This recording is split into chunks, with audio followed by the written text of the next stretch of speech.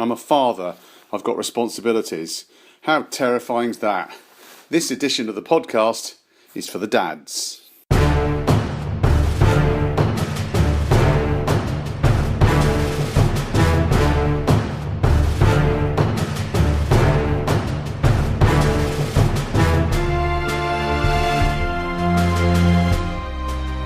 For this episode, I've stumbled across an audio recording I made in 2006. At the time, I was working at the BBC and I was asked to make a radio item for the Foundation for People with Learning Disabilities. The thing is, I'm pretty sure it never went to air. So it was exactly 10 years ago in November 2006, and I reckon it finally deserves to be heard. What is it? Well, it's me talking to a bunch of dads about their experiences of learning disability. The recording produces some pretty honest revelations. One of the dads puts his finger on what he thinks the problem is. You're invisible at the doorstep. Mothers can network, they talk, they're in communities. Fathers tend to be a little bit more isolated. So it can be a challenging listen, but we do get to bond as a group. During the discussion, it's clear we're in agreement on many things. Is that something that you guys? There's lots of nodding heads here. And this dad has strong views on how people should talk to us. I hate that term, the use of the word special in sort of like the professional context. My son was special because he was a wonderful kid, not because it was a technical term. So my son Stanley Palmer has Down syndrome, and this podcast is all about Stan, his family and friends. Well, it's usually about that.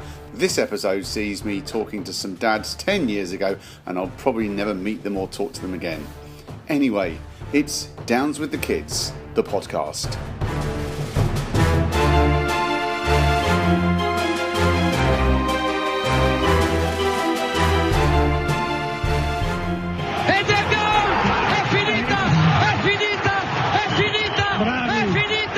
Italy winning the World Cup in 2006.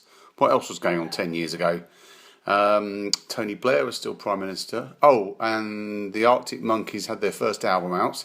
And also, I made a recording at the launch of a report by the Foundation for People with Learning Disabilities. And the report was called Recognising Fathers. Now, we discovered that some dads weren't being given time off work for hospital appointments, for instance, or that some health staff ignored the dad, looked straight through them and talked to the mum. I've certainly experienced that. Plus, it also sort of alluded to a sense of desperation at times amongst some dads when they feel a bit sort of powerless and unsupported. So here's the interview. Now, don't worry, the interview isn't going to be too long. I've cut it up into 2 bite-sized chunks of 4 minutes each, which means I will be chattering away in between the 2 chunks, but what these men have to say I think is important. So here then is the first bit of the interview. It took place at the launch of the report, and I asked the dads about the big issues that were being discussed at the event. I think the thing that struck me most today was probably that age-old issue of respite and how we're losing so much respite care in this country, and yet from all the dads we've heard from today, the need for respite has been absolutely paramount. What do other people think of that? Right. Yeah, definitely. The issue of respite in terms of what parents can get access to, and not only once having obtained the respite, but also having confidence in the level of respite that you get, the trust that you have to be able to release your child into the hands of another. I mean, I suppose for me, in a way, it's a difficult thing to talk about because you don't want to come across, especially to your mates in the pub, as a whinger, do you? I mean, to them, the whole idea of respite, I mean, why is it so important, Rob? I think the guys will probably echo this. It's just a pure and simple matter of getting sleep, getting rest, which is of benefit to the relations of the rest of your family, especially your partner and your other children. That, for me, is the most important thing. And so you can have quality time with them as well. Very important. And you made a point, didn't you, about how you want to actually use the respite to actually spend time with your disabled child? Yeah, respite is an investment on many levels. It's investing in the family. So you're spending time with your partner, you're spending time with other children to just recharge your batteries. You know, you can't go anywhere with a flat battery. It won't move. But also, I mean, it's a horrible word. Respite. I didn't want respite from my child. I might want respite from his his machines, from the carers that came with him, from everything that entailed. We wanted a break from those moments, and not a holiday from him, but a holiday with him. And that's how we used, say, direct payments and respite to pay for someone to come with us, plus bring family, which meant that we could go out in the evening and come back to this little the space that we had, which was a holiday space, and it was paid for by the respite that we could have got with a snap of our fingers by putting them on a ward, but it broke our heart to do that. One of the things that we say is that we always just aspired to be ordinary, and that's all we ever wanted to be. You know, I hate that term, the use of the word special in sort of like the professional context. My son was special because he was a wonderful kid, not because it was a technical term. And that's all we need to see services to help us be ordinary, do the ordinary things, you know, have good days and have bad days like you always do. And it is lovely to do those simple things and you know, get out, stay in, even just have a quiet night, have a takeaway with your wife, and know everything's is well. So yeah, it's interesting. Yeah. And what about that thing earlier as well that was interesting about, in terms of how, because women are very organised, aren't they, and they sort of tend to write lists, and you know, I think you were saying earlier, Ryan, that you know, you, as a dad, you can sometimes be sort of taken away a bit from the process. There's all these practitioners, and you're sitting there and they're all talking to your wife and not you. I mean, have you experienced that? Definitely. You're invisible at the doorstep. You're definitely invisible at the doorstep, unless you make a concerted effort not to be. And that's hard, because you're dealing with stereotypes there again. Mothers can network, they talk, they're in communities. Fathers tend to be a little bit more isolated, unless they're part of a football group or they're part of a hockey group or whatever. But you don't necessarily find those environments, right environments, to talk about special needs. So it's very difficult for the father, I think. So what are we doing wrong, chaps? I mean, should we get hold of the groups, our local groups, and, you know, make an effort to go and have a beer like our wives go out and have a coffee with them? Yeah, I think it's very much horses for courses. I don't think we can have any one thing fits for any one person. It's finding out what people need and what people want and trying to facilitate an opportunity for them to do it. Going out for a beer isn't everybody's cup of tea. Playing five-a-side isn't everybody's cup of tea. But it might be your cup of tea to go and chat to somebody about something over a cup of tea or whatever. And I think it's just finding and identifying these things for people to go to. And the flip side of it is they might not need it. They might not actually want that. They might be quite happy with being given space to have time with their family and their partner. It's Downs with the Kids, the podcast. Music is from bensound.com/royalty-free-music.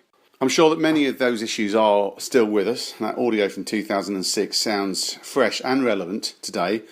I'll play the second half out in a moment. But first, just to say I emailed Christine, the wonderful woman who coordinated the report, and I got an out-of-office message saying that she's left the Foundation for People with Learning Disabilities.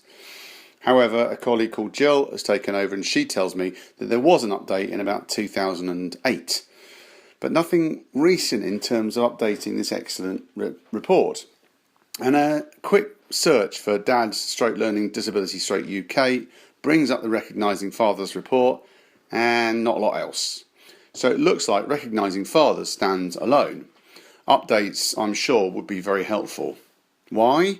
Because I do see other dads struggling sometimes, and as chaps, we're perhaps backwards at coming forward.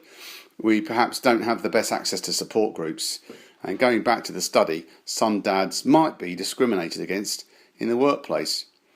So in 2006, I certainly hadn't heard the term 0 hours contract, but imagine if you're on one in 2016 and you want to go to a hospital appointment. Well, anyway, at least in 2006, these men were happy to discuss their feelings. It's part 2 of the interview, and it's getting personal. There's always this pressure if you go to things that are organised, that someone, as I said earlier, someone's going to ask you how you feel, and sometimes I don't want to talk about how I feel, and there's actually something very supportive about going out with your mates, having a blokey bloke moment, and everything might be a subtext. There's a subtext of how are you, but actually what you hear is do you want another one? And you say yes. Yeah, you say yes, but what you're meaning is fine, thanks for asking. That to me was always more valuable than sitting, and that's me personally, sitting around with people and saying, just spilling out. And ironically, I do it in front of 75 strangers today, but that's a different thing for me. And I think there are masculine patterns of behaviour just as there are feminine patterns of behaviour. And sometimes what we do as men or need to offer fellow fathers are things that are in tune with the way they would want to be. For example, and Rob just said going out for a beer isn't everybody's cup of tea, and indeed it might not be. But I organise a father's workshop once a year, started on the Friday night with a beer and a curry for those dads that want to come, and then on the Saturday we do a workshop. But that isn't always about, oh, pour out your emotions. You know, the research will tell us that men are into the big issues. They're more concerned about housing, employment, financial things, and that women are very good at attending to the detail. It's not that men can't do the detail, but their concerns would be. And so a lot of our sort of workshops have been around those big issues, and it's great how fathers will engage in those big issues. They're harvesters of information. Is that a bit reminiscent of the hunter-gatherer? I mean, I always say this to my wife, you know, don't expect me to be proactive and think, yeah, the washing machine's got to be emptied or Stan's appointments have got to be changed. Give me a list. Tell me what to do and I'll do it. Is that something that you guys... there's lots of nodding heads here. You know, and what can we do to make sure that, you know, because we're happy to do it, but we're not always in the same sort of thought process, are we? Well, I think dads have got to feel more involved. They've just got to feel as if that they can be confident to be more involved. That's the problem, is just building confidence and feeling as if, and I think Barry was just mentioning it, feeling as if you're with like-minded people, because really you feel safe when you're with like-minded people. When you're not, you don't. And communicating as well. You know, it's something that Rohan said numerous times, and the other guys as well. If you're communicating with your partner, you know where things need to be done, you know, and it really stops the wheels coming off. Going back to our earlier point about respite, that's where we need to give families the choice to create space in the way they would like the space, but giving them the choice, and we have got to do something about that. And I hope this report will certainly give a strong evidence base to articulate to politicians, to service providers, those sort of messages. And maybe dads like us who clearly don't find it difficult to talk have to be the advocates for those dads who can't. Why don't we finish off by asking all of you what you can take home from the conference and start doing immediately, or do you need to? I mean, you know, do you know all this stuff already, or will you actually start doing less? I mean... What I take from the conference, and particularly the paper, is that the way that I feel, my responses, and I said this earlier, is I thought I'd been interviewed because what was being said by the other fathers in the paper resonated so much with me, and I wasn't interviewed. I just take great reassurance that actually the way I'm thinking, the way I'm responding, the way I'm dealing with this, it's not just me. Yeah, I kind of echo what Gavin says, that there's so much we have in common in the broader picture, and if we can actually get that message out to other dads, as you say, perhaps with us acting as advocates, then that can only be a good thing, and I applaud what the report's doing. I've taken away from this the fact that I've suddenly realised that there are a lot of other fathers who feel the way that I do, and for the last 6 years I haven't known that. Yeah, as Rob just said about being, you know, things in common. There's a great American piece called Uncommon Fathers, and I think we are united, but we're also different in our diversity.